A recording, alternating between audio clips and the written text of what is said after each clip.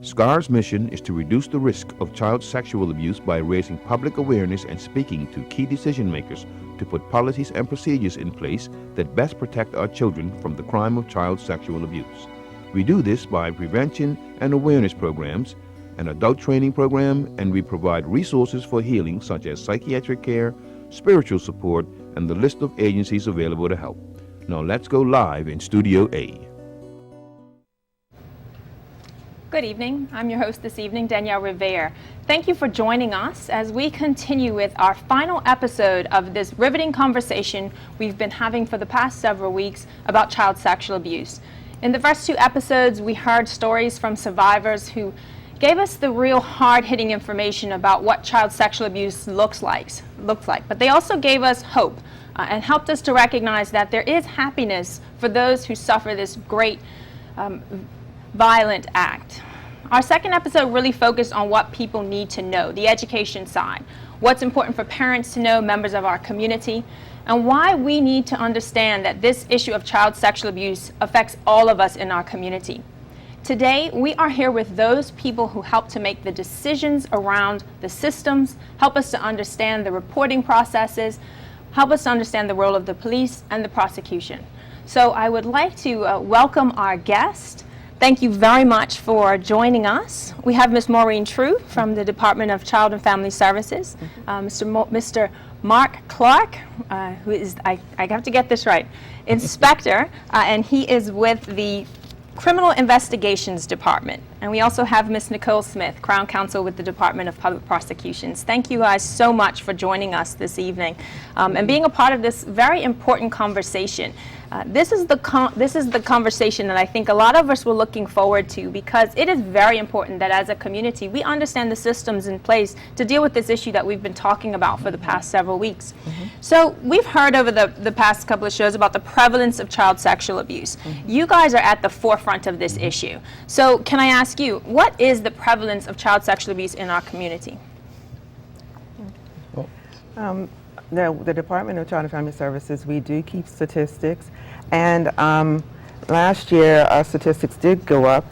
We had referrals for 173 cases. Only of the 173, 53 were substantiated, 68 were unsubstantiated, and 20 were suspected. Now, when we collect our statistics, it's a range, so it's not just if someone engages in intercourse, but the highest number that was reported to us was child on child. So these are children that are acting out sexually on other children. So of the total that we received, 49 of those were children acting out sexually on another child. Another area that we saw that seems to be becoming more prevalent is the UCK area. Even though we only got referrals for 13 cases, what we're noticing is that on the internet, children are being lured to send pictures of themselves and then blackmailed or bullied into engaging in sexual acts. So that's something, one of the trends that we are starting to see. And Ms. True, you used a word that is very important, I think, for people to understand, and that's substantiated. What does that mean when a case is... It means that we've been able to determine that sexual abuse definitely took place. What's the process around? What does that look like? Well, basically, once we receive a report, we would notify Mark Clark, the police, and a police officer will be assigned. No child is interviewed by a social worker by herself or by themselves. The investigation is always done jointly with the police, and once we start, we would interview the child jointly, and then the police take over and proceed with investigating, and then once they've completed their file, they submit it to the DPP's office, and then it goes from there. Okay, so it's not a process that stops with DCFS, and no, it doesn't come to you and you make that decision. No. So what about you guys? When you talk about trends, what are you seeing? Danielle, first of all, thank you so much for actually inviting this discussion in this forum, because it is indeed so prevalent, and I believe there needs to be understanding for the parents, for the community, for the teachers, for the counselors, as to how these offenses are committed, although they're not all, of course, committed in the same way. Since I've been prosecuting, and that's been over 10 years now, I've done, on average, about, well, that average is increasing, but it started with maybe 1 a year to a year. Last year, I prosecuted 5, and that's just me, out of maybe 15 prosecutors who have all done prosecutions in the area of sexual offenses where children are concerned. We have unlawful carnal knowledge. We have sexual exploitation, which is quite prevalent, of a young person by a person in a position of trust. And we have each of the sexual offenses are increasingly coming with an ingredient of luring, because now we have the prevalence of social media. So we get persons communicating with young persons in the community for the purposes of having sex or having sexual intercourse or some form of sexual contact. That now has become an offense within itself. And you can be sentenced either summarily in the magistrate's court or on indictment in the Supreme Court. It is prevalent. And you know what? I personally have seen a trend. During summer holidays, when young women and men, well, young women in particular, are perhaps less busy, left to their own devices. June through August, the frequency in which these sexual offenses are committed against young women and men are on the rise, are on the rise. So that is a message to parents and guardians as well, to be on the lookout. Already this year, we've had indictable prosecutions, which means they've gone to the Supreme Court, and we have a plethora of prosecutions in the magistrate's court. Some I began last year and just finished this year, of sexual exploitation, simple touching. We have a rise in incest cases, which you may be aware of as well. So it's quite prevalent. And this issue is, because of the prevalence, more timely now than ever. And I think the reality is that we know is that those are the cases that are reported, right? Those are the ones that get this far. Those are not the ones that are not necessarily where people have not come forward or where families don't know how to deal with this issue. So you guys are talking about the cases that are making it into your forum. You know, it's and we've heard from Family Services, we've heard from prosecutions, Department of Prosecutions. But one of the things that we have to be real clear on is that at its best, man is the noblest of animals. Many people are not going to like me saying that we're animals. But without law and justice, separated from it, we are the worst. And how we can see it is in child-related abuse. We're here talking about sexual abuse. And that's what everybody sees. We see the convictions, we see it on TV, we read it in the news. CNN today spoke about a 78-year-old man who has a 9-year-old child bride. How does that happen? How does that happen in right-thinking societies? In Bermuda, we have the benefit of actually having a strong family services, a strong prosecutorial service, and strong law enforcement. But we also have strong government that are willing to actually give us the legislation, to give us the ability to prosecute.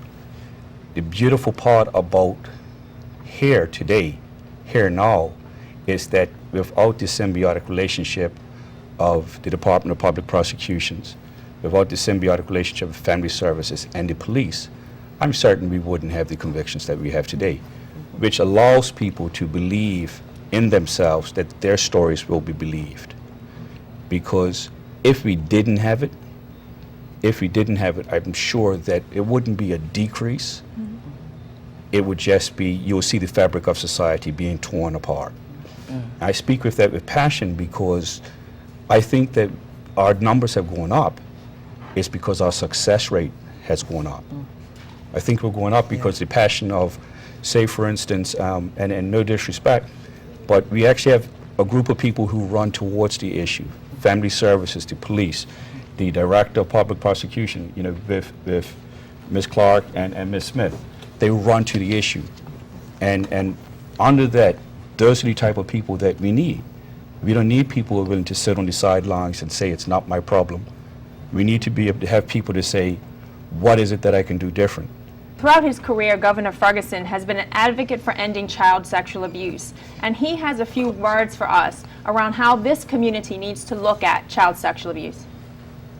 Child sexual abuse isn't new. Everyone knows that. But I think the awareness of how pervasive it is quite new.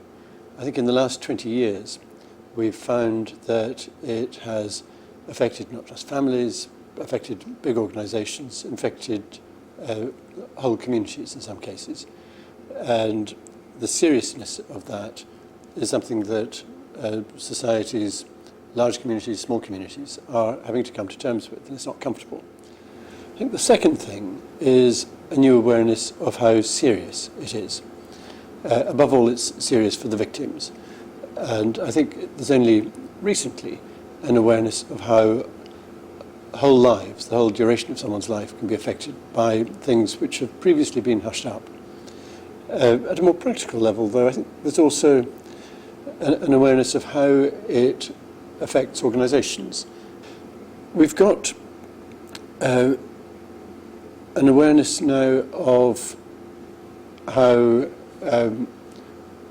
enormous some of the scale of abuse has been in the past. We need to be, as a community, as organizations, and as individuals, willing to deal with that. I know that people are concerned, and rightly concerned, about the rights of people who are accused, and people should not be accused unfairly, and because people are aware of the seriousness of this, the damage to people's reputations can be unfair. But at the same time, coming to the child first, the right of a child to be heard and the right of a child to be taken seriously, and also the right of people who have been abused as children to be taken seriously, is fundamental. And we should respect that and have mechanisms that enable that to work. This has affected, as I said, big institutions and small institutions. It's happened in large communities, in small communities. To a sad and depressing extent, it's happened, we are now aware of familiar faces, widely loved faces, who had another darker side. Now, that's unsettling, but I think it should encourage us to make sure that the historic side of this is dealt with properly. But the really important thing is to stop it happening in future and to address today's children and their care and protection. This portion of Scars has been brought to you by ACE Foundation Bermuda. Now let's join Danielle Riviere in Studio A. Welcome back, and as we continue our conversation with representatives from the system, just wanting to talk a little bit about the process. So I'm a parent, and I have realized that my child has potentially been abused or has had something happen. What do I do? You can either walk into the Department of Child and Family Services, or you can call our kids line. It's not necessarily a hotline, it's a referral line, and it's 278-9111. It's manned between 9 and 5. And after hours, if, say for instance, your child discloses something during the nighttime and you want to report it right away, then you will contact the police and they will contact the on-call social worker or supervisor. And sometimes we may get cases where the child may disclose and they immediately take the child to the hospital. Again, there's a mechanism in place that the hospital will contact us or contact the police, and a response will be generated right away. Once it's been received, the referral has been received, we make the referral. If the police get it, they contact us, and vice versa. So once we receive it, we set up interviews to interview the child, make sure the child's medically examined, and then we go from there. Yeah, it's and again, with mandatory reporting, all reports that come into the police, they'll contact CID or myself. But the report's been made with a child. The referral form goes to Family Services. We do a risk assessment or assessment the following day, as well as how we're going to do it. All interviews with children are with the police and one social worker at a place that is neutral and a friendly environment for the child. The whole thing is to get best evidence. Once we actually have that, we gather the other evidence, and generally we actually have a beautiful department of director of public prosecutions. The deputy director is Ms. Clark. She's always on call. We've called her around the clock and we put her on standby. And sometimes she'll say, "Come get me." We'll go down and we'll go through it, depending upon how serious and how timely it is. And then we actually have Ms. Smith, who, once the file is reviewed, charges are approved, and we go before the court process. Now, Family Services will tell you that they keep on checking up for the welfare of the child. It's not about just the prosecution, because there's a treatment side and there's an intervention side. And then, and I'll let Ms. Smith speak, Surely. but there's a component that with her department that also takes over and further protects the child along the whole process. Sometimes I, in fact, approve the charges as well. And we look at the evidence, approve the charges, then the defendant or the accused person is put in plea court. No matter where the venue is for the prosecution, whether it be magistrates or Supreme Court, all cases start in plea court where the accused answers the charge, whether he's guilty or not guilty, and prior to that he may decide his venue for the actual trial. What we aim to do in our department, and what has been working very effectively, is that from day one, from the minute you get that plea, or that not guilty plea, you put the case with a prosecutor who follows that case from its initial phase to the outcome phase, to the verdict, so that the young victim gets, or the young complainant gets some consistency in dealing with a particular person, because these are quite vulnerable people, not just because of their age, but naturally because of what has transpired in their lives. So we try to give them some consistency. A great aid that we have for that is a department within our department, a subdivision which just was made permanent last year, called the Witness Care Unit. They also meet with the child and the prosecutor very early within the prosecution process. And we actually have a very child-friendly office with toys and books, etc., so that we can get to know this child. We have to establish a rapport, because ultimately we're there to represent the welfare of the child as well. And we have to ensure that they provide their evidence in the most candid and forthright manner, which is comfortable for them. So we follow them. The Witness Care Unit, which is great, consists of two persons. One works Magistrates Court trial, one works Supreme Court trials. And we try to have some consistency for the child and the entire process. As prosecutors, our job is just not to put the accused person in jail. That's not what I do, although some may argue otherwise. My job is to present the evidence and to ensure that the guilty are convicted and that the innocent are set free. That is my job. And with that process, the Department of Child and Family Services, we also work with the Yes, Witness you Care do. Yes, you do. section to ensure that there is the continuity and the consistency. So we will go with them to their appointment and make sure that they are comfortable, go with them, and they have to go to see what the court looks like, so that they feel, that it's not something that it's going to be overwhelming for them. They're at least prepared and they know what to expect. So we try to work very closely with the Witness Care section and also the DPP. And what I do like is that every child complainant has assigned a consistent social worker who, as Maureen says, comes with them to every meeting with us. So there's consistency across the board, and that's very important for the proper furnishing of the evidence. Definitely, the and, provision and of the because you're evidence. talking about children, consistency is very valuable. Yeah. And Ms. Smith, I think there's something else you said that's valuable, which is it isn't always about the conviction, right? It's about the process and how you Yes. manage that young person. I heard someone actually say you almost have to position these young people that they have already won that case just by coming forward, and that is the real victory. And you know what? Sometimes it's not always about winning the case or having the case decided in one's favor. I find, and I have found in my experience, it's about having a young person go through the process of just confronting what has happened to them, dealing with it in that manner, because we're responsible for presenting the evidence. We're not responsible for the verdict. Right. And the verdict could go either way. And that child has to be prepared with whatever that verdict is. And if it isn't decided in his or her favor, they still have to cope. They still have to have the assistance of the helping agencies. It's a healing process, actually, That's by the what it giving is. of the evidence. People think that they're there to convict somebody. What's happened to them is what has happened to them.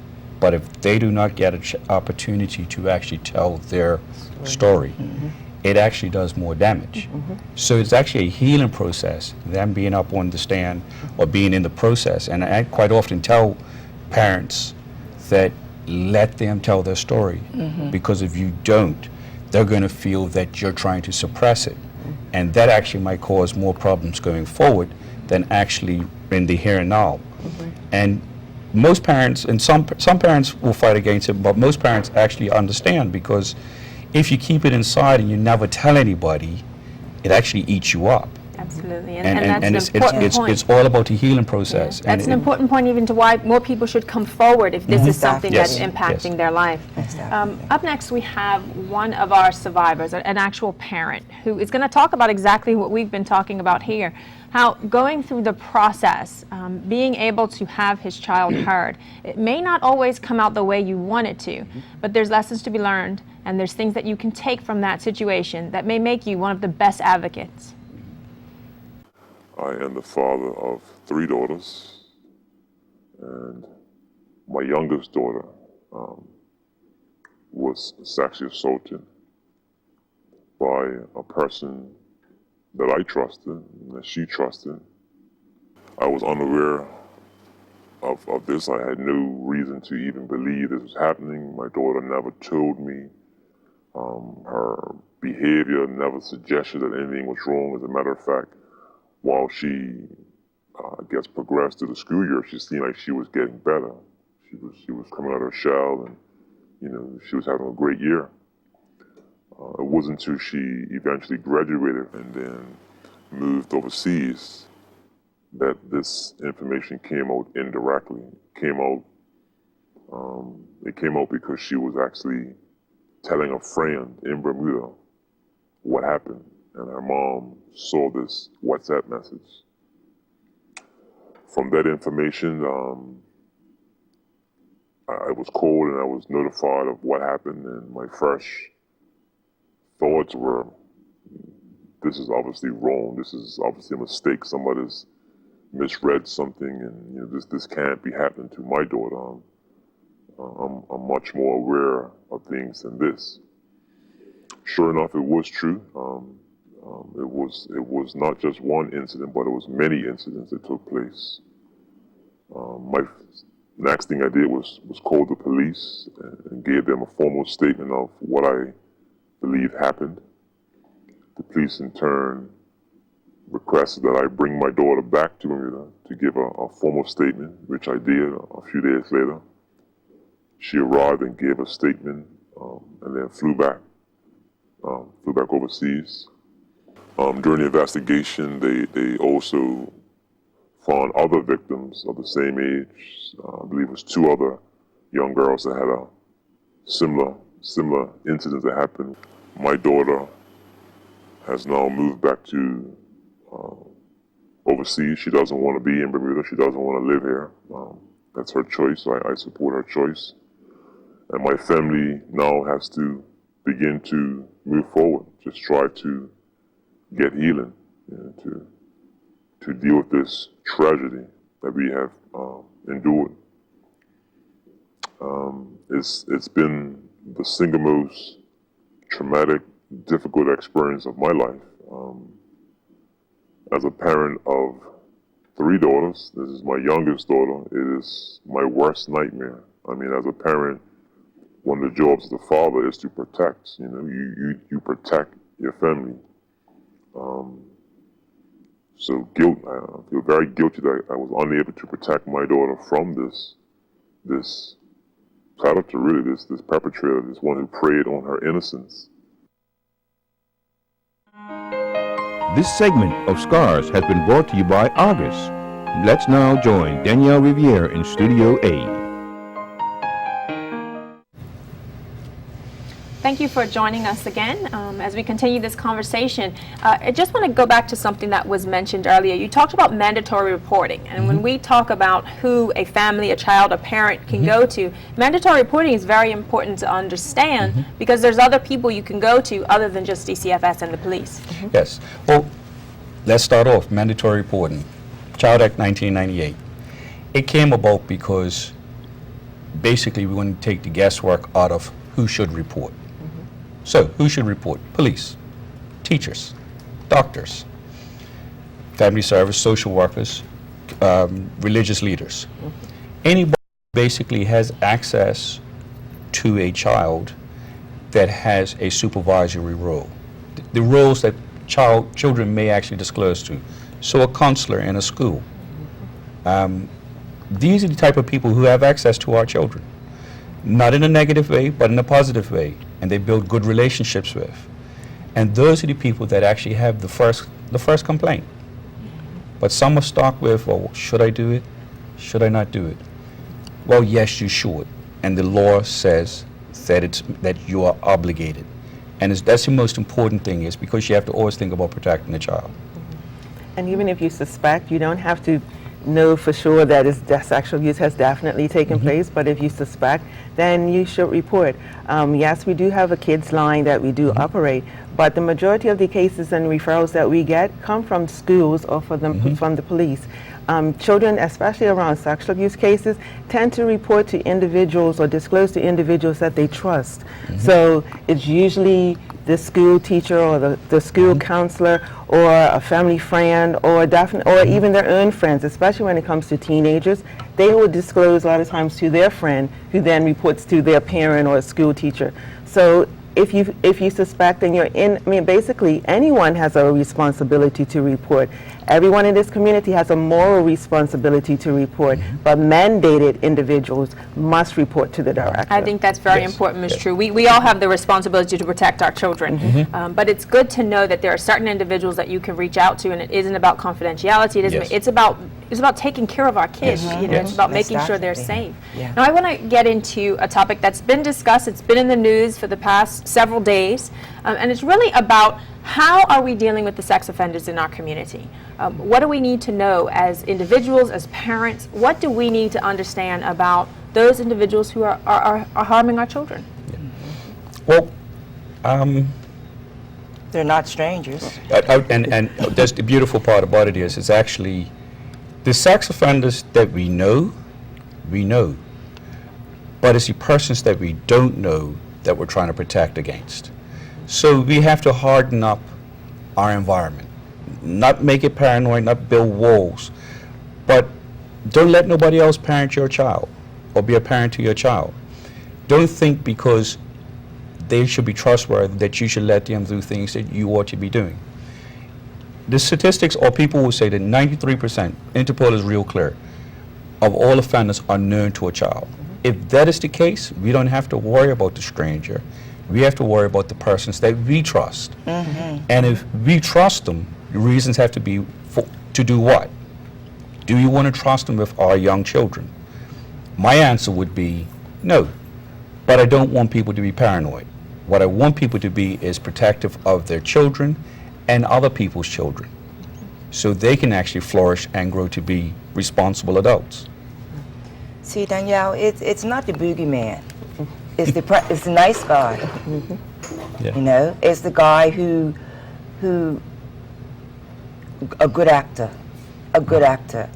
is the nice guy, and those are the persons who these children trust, and those are the persons for whom these children keep secrets, because it's a very confusing dynamic for them.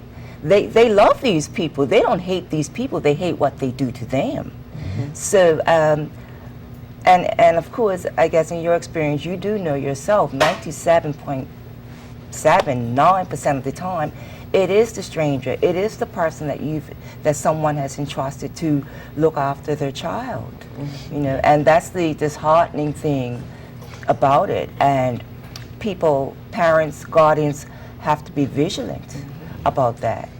So I think as a parent, it is very a new reality to think that you do have to pay closer attention to the very people that you do trust, because the bottom line is those are the ones who have the greatest access and potential.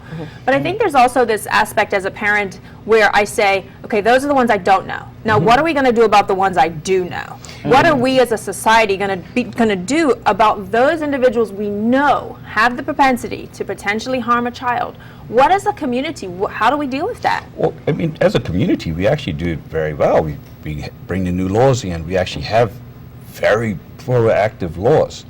But the thing is that what we have to do is actually create an environment that our children will speak to us.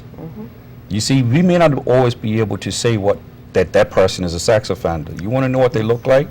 Look to my left, look to my right, look in front of you, look behind you. They look like us. But what we can control is how our children communicate with us.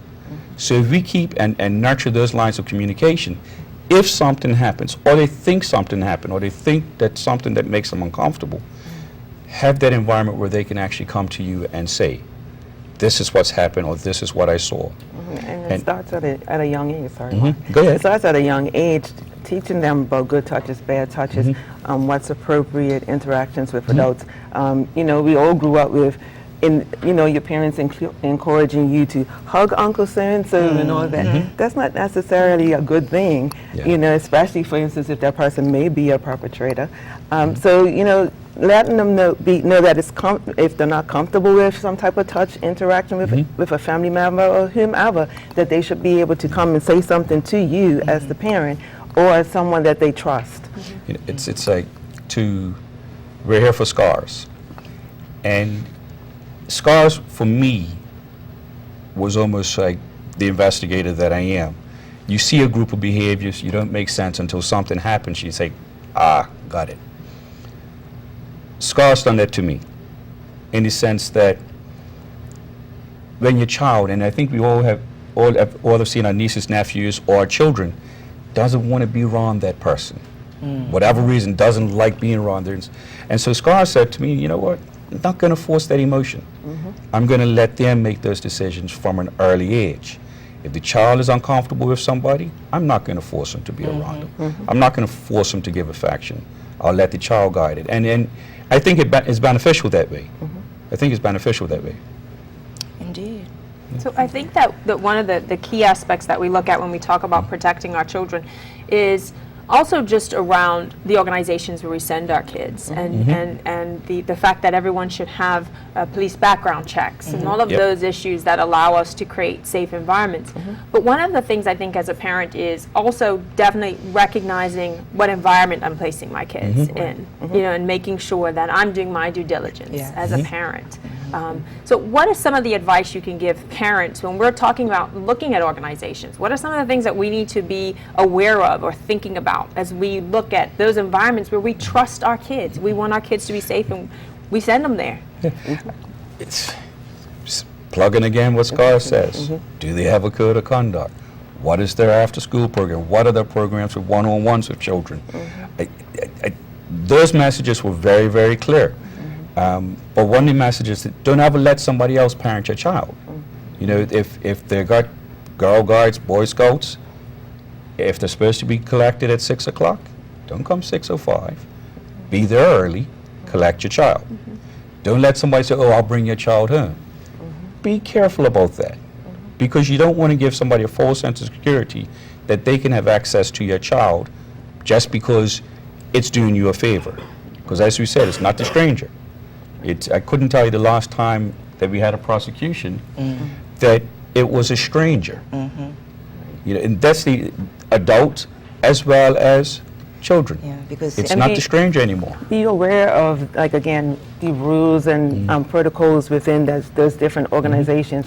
Do they allow the counselors and different individuals to contact your child via phone or text messaging, those sort of things? You need to be vigilant on that and know that what exactly type of conversation are they having with these individuals, like all those sorts of things that you may encounter. Do you necessarily want them picking them up or giving them money and different things like that? Because that's grooming behavior, and that happens. And you know, those are the sort of things that come to our attention on a regular basis. So you need to be, parents need to be aware. And one of the things that I'm so glad that you mentioned it, because it triggered my memory. WhatsApp or BB. No individual chats with a child. If it's a group chat, that can be acceptable. But no adult should be having an individual conversation with a child. It's one of those triggers that we should actually all consider a red flag.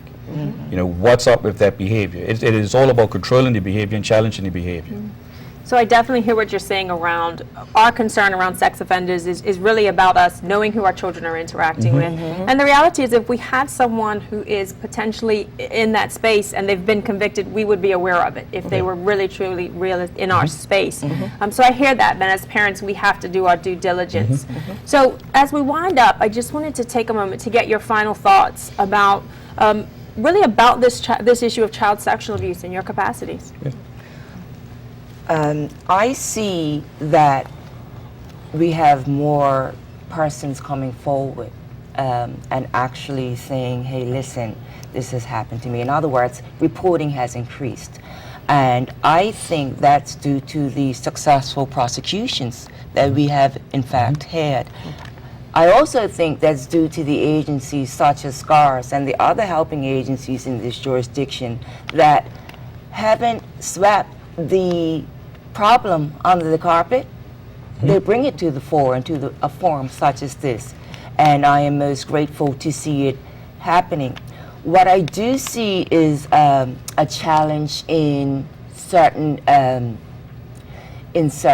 jury trials, but that will come with education. Because it's not just the children and the parents that need to be educated. I believe it's the country as a whole. Because believe it or not, in these jury trials, you get jurors that are still looking for DNA and independent evidence. It's crazy, but see, we're influenced by CSI. Absolutely. You know? And the significance is this, is that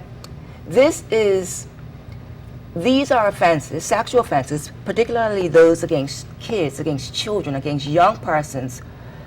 The very nature of the commission of the offense is such that there are no witnesses. You will very seldom have DNA. So all you rely upon is the veracity and the truthfulness of the evidence of the complainant. So it's usually his word versus her word. See, and that's what makes it so difficult. But I think it will become easy if we have education, if we have some awareness, because tomorrow, well, not one of you, but somebody out there may be on a jury concerned with the prosecution of this matter. They have to know exactly what they're dealing with. You wouldn't find anybody coming and saying, oh, I saw it happen. No, you wouldn't have that. And that's why education, in my humble opinion, is so important. Thank you, Ms. Smith. That is absolutely true. And on the topic of education, there are movements that the courts have to be educated in order to hold a trial. So that means not only the judges, the lawyers. And part of that is about awareness, because I am convinced that if some of the judges and or the lawyers were educated as to what was going on, some of their behaviors that I've seen, It definitely all comes back to education. It all comes back to education. So for me, if I can actually say, I would like to actually have the real conversation on the issues of child abuse, domestic violence in the community. Absolutely. And we at have the to national get there. level. We have to get Yeah. there. And Ms. True, I actually have to move into a commercial break. So up next we have a victim who has become a survivor, who definitely gives the story around why it is important that we look at perpetrators, why we pay attention to what is happening with those people who offend. I started to trust this person, and they were telling me, you know, that they tried to convince me that I was naturally gay, you know, or bisexual or something like that. And back in the 80s, that was sort of a thing to do, I guess, with Boy George and all that garbage. And I somehow fell for that. And I went along with it. And, you know, there was a lot of threatening and stuff as well. It wasn't just, you know, willingness. But it's been hard, because even when I told the truth about it, no one didn't believe me, you know. And a lot of the times his father would say to my family he's sorry about what his son had done, you know, but they didn't do anything to help rectify what he had done, you know. Just sorry doesn't fix nothing. I don't care how sorry you say you're sorry. It just doesn't fix what people do sometimes, you know. The damage that they cause. It takes a lot. And I started blaming myself. So I started taking it out on myself for trusting people. Now I have serious trust issues. Serious trust issues.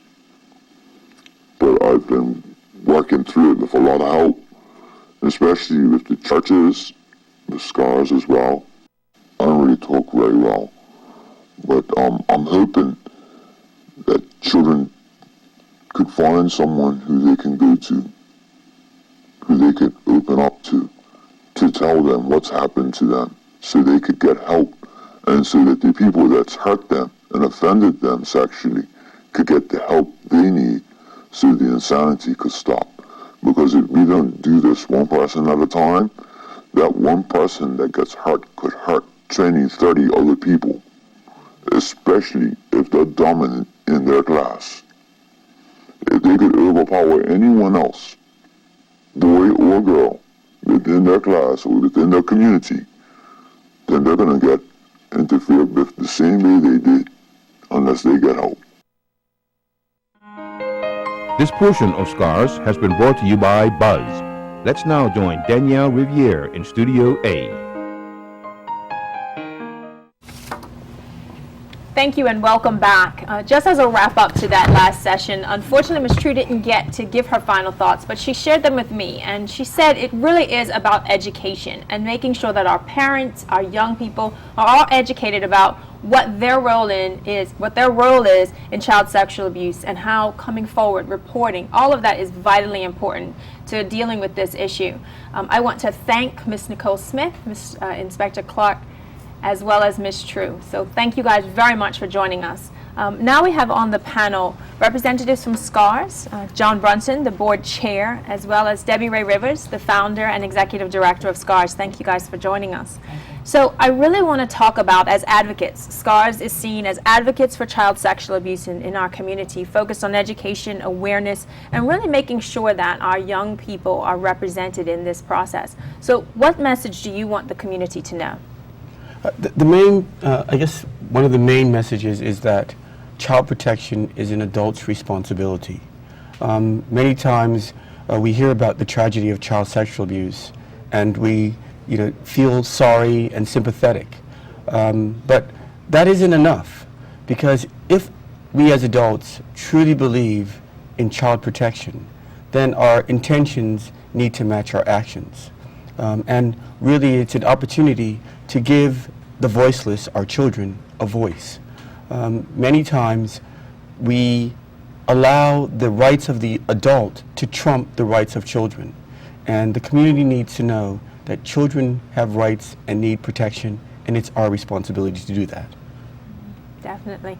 And I think it's also important to recognize that as a community, we have to stop sweeping this issue under the rug. We have to face that it is happening in our community and that it's something we have to deal with. As we heard from our last guest, this issue is coming to the forefront, whether we want it to or not. It is definitely becoming something that as a community we have to deal with. Now, when we talk about the rights of young people, why is it important that we really make sure justice is given to these children?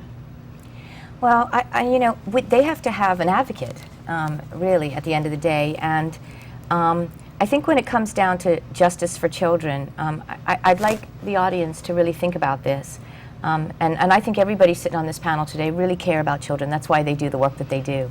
But I want people to think about in terms of the justice system. So a defense lawyer is really the advocate for the offender. And Child Protective Services are the advocate for the government, right? They have a responsibility. They love the children, but their responsibility really is they are representing the government. The Department of Public Prosecution are the advocate for the Crown, and they do everything they can to do that job, and they do it very well. We've seen that in the newspaper. But I would like to ask, who is the advocate for the child? We really don't have somebody that can go alongside the child and really be that advocate through the entire process. And I say that because I think that's important. I think a child has to have somebody to be a voice for them, and I think that is really the missing component for children that go through that justice system. I think everybody cares about them. Everybody cares about children. We all have children. We all care about the outcome of that child. But for me, I think I'd like to see a child advocate, and I believe, John, you feel the same way. We'd like to see there be an advocate just for that child. And I think it's important to understand that there are these components set up in each of these individual systems to look out for the children. Absolutely. And there is consistency. But I hear what you're saying, like who is actually there for the family and the parents to be able to ensure that they're getting justice and that they understand the process. And that is a realistic thing that as a community we need to look and see, is that something that we need? Is there a gap there that needs to be filled? So I think that's important as a community for us to look at that. Now, when we talk about our community around the safeguards, around making sure that our young people are safe, I know SCARS does trainings. We've talked a lot about them. But why is it so important that people become educated? What difference does it make? It makes a lot of difference, and in order to really be effective in advocating for children, you need to understand what the facts are around the issue of child sexual abuse. There's a lot of incomplete information that people have when it comes to this issue and the facts, and so education helps to dispel and complete those inefficiencies. For example, as a society, and I think it's an excellent program that helps children understand how to self-advocate, which is good touch, bad touch. But we know that the crime of child sexual abuse is not always about touch. And so to really work to protect children, you need to understand in its full depth what child sexual abuse really means.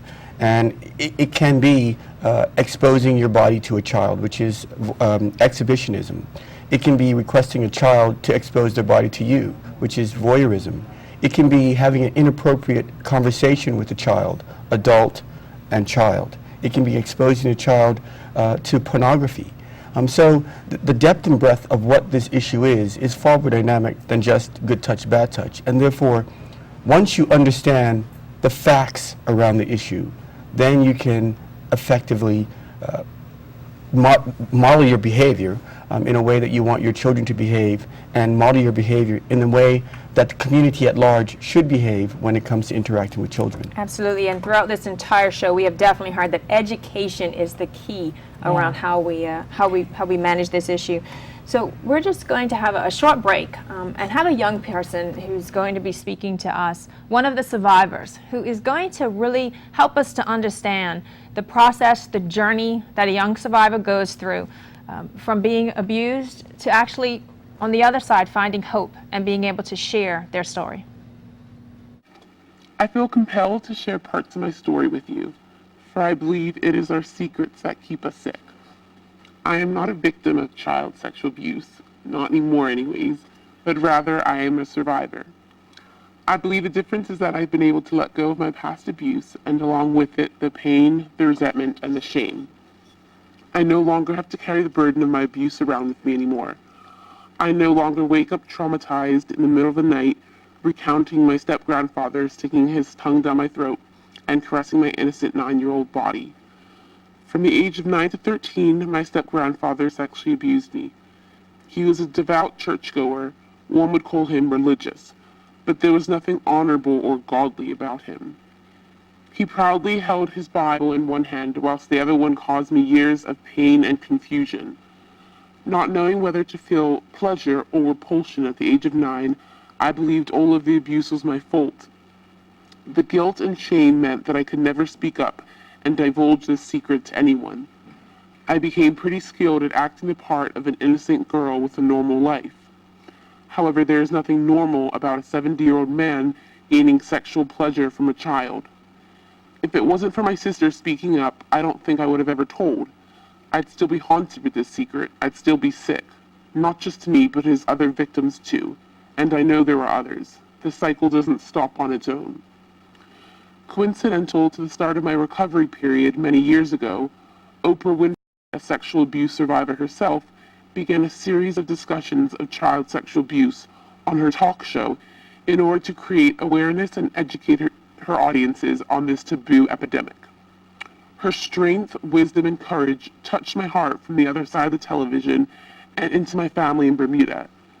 It was then that I began sharing my story with my friends and family, and by revealing my abuse, I became empowered again, because I had nothing to be guilty or ashamed of anymore. By revealing my abuse, I became empowered again, because I had nothing to be guilty or ashamed of anymore. I began to understand and accept that it was not my fault. Oprah also helped provide my mom with the strength to prosecute my abuser. I am so grateful to have such a supportive mother who made sure that I saw accountability for the crime that was committed against me. I gave my testimony to the police, and my perpetrator spent just under a year and a half in prison. However, that's not where my story ended. In fact, that's probably where it was just beginning. The abuse that I inflicted upon myself for the subsequent 8 years caused just as much, if not more, pain and misery. I've struggled with an addiction for most of my young adult life. For me, addiction manifested itself in the form of an eating disorder. I believe that eating disorders are underrated in our society because of the stigma surrounding them. Most people who are uneducated on this mental illness assume it's all about vanity. It's sad because if left untreated, the end result is life-threatening. This segment of Scars has been brought to you by Validus Holding. Let's now join Danielle Riviere in Studio A. Thank you, and welcome back as we continue this conversation. I want to talk to you guys a little bit about safeguarding our communities. We talked in the last segment about what we need to do around dealing with the prevalence of child sexual abuse. From SCAR's perspective, what do we need to do to safeguard our communities? I mean, first, it was really good that we are addressing the issue of the systems, having the police, Child and Family Services, and DPP. But what we do in terms of education awareness is really key in getting ahead and staying ahead of providing education and knowledge on this subject matter. What needs to happen is we believe that anyone that is a caregiver of children it should be mandatory that they receive some sort of child protection training. It gives those individuals the skills and tools to understand and be able to apply how to recognize, prevent, and react responsibly to the issue. And that is, from an education awareness perspective. But there are, whilst the system is working very diligently to protect children, we do recognize that there are things that can be strengthened. And this is part of our mandate as SCARS, is to improve legislation. Yeah. So one of the things that, in addition to mandatory prevention training, we would say that organizations should have to ask for a police background check. They should do reference checks. They should monitor one adult, one child situations, not just allow that to happen, but monitor it and watch out for it. They should have a code of conduct. I think that's really important so that the adults and the children who work there know what's expected. We also believe there needs to, organizations should think about putting in transportation policies. They should think about putting in travel policies, and now with the virtual world, a social media policy.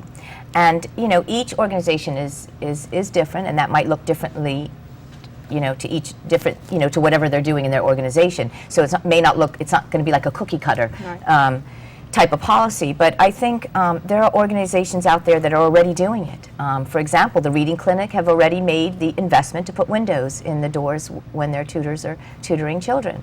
The North Village Community Club have put policies in that there has to be 2 coaches at the end of the evening to wait with a child. So organizations are already really embracing this. And we're really excited about that. And those have been implemented as a result of coming to the Stewards of Children training, attending the training, and looking at examples of code of conducts and some of the things that that they'll do to protect not only the children but the adults that work in that organization. Yeah, I mean, I think it's very difficult to go through everything that we think, but I mean, some of the highlights, we think that it should be mandatory for any individual convicted of a sex offense to go through mandatory treatment. At the moment, it is an optional voluntary program that's offered through the Department of Corrections. So we think that that's very important that be made mandatory. And the reason why is, we want to ensure that, yes, our children are protected. And in doing so, we have to really address the issue on the back end. We have to provide the offender with the skills and the adaptive skills to be reassimilated into the community. And they can only do that if they understand and go through the process of really kind of coming to grips with the act that they've conducted, the effect that it's had on their victim, and admitting that they have a problem. And so in doing that, if they are fortunate enough to be reassembled into the community, they have an understanding about the depth and breadth and the trauma that they've caused, and it helps them to be more successful, in dealing with the issue. So these are things that we have to look at from a holistic perspective with, child protection. Yeah. I think the overall message we've heard is around education, educating the perpetrators, educating the families, educating parents. It really is about taking the time to grow what we understand and know as a community. I want to thank both of you for your vision around this organization, and I want to thank you for being here with us this evening. So as we wind up this 3-part series, I want to take a moment to thank a few people. First off, I want to thank all of you who have been watching this most amazing these stories. This has been groundbreaking, and we appreciate those of you who have watched. We also want to take a moment to thank our sponsors, Oil Group of Companies, Validus Holdings, ACE Foundation, Argus, and Buzz. And a special thank you from SCARS for Bermuda Broadcasting and all of the staff here who have done a great job ensuring that this very difficult topic has become a welcome conversation in our community. So thank you. I just want to take a moment also to give a little bit of information about SCARS. Lots of people have asked, how can we get more information? What do we need to do to hear more? So if you are interested in participating in a training, you can email training at scars.bm, and we'll definitely get to you. Or you can call the SCARS office at 297-2277. Again, thank you all for tuning in. And please, don't let this be the last time you think about this issue or talk about it. Thank you, and have a good night.